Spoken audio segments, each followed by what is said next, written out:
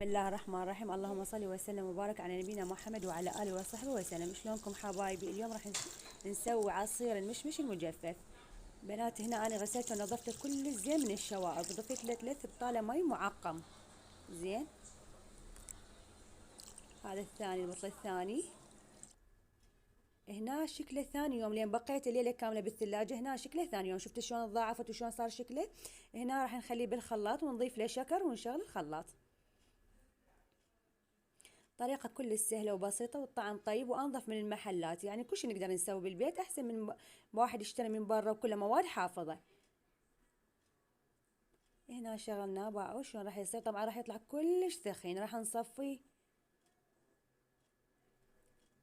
باعوا بنات، هنا راح نصفيه واشوفكم شكله بعدين شلون راح يصير. ما شاء الله، يعني كلش ثخين وطيب وأنظف،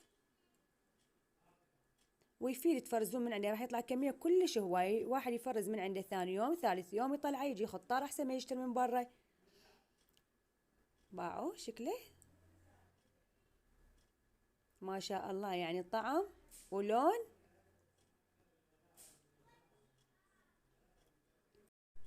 هاي هنا شكل النهائي قبل التقديم، وسهمكم العافية حبايبي. لا تنسون الضغط على زر الإشعار وتنطوني لايك ودعوة حلوة بالتعليقات، وأكون ممنونة منكم أني.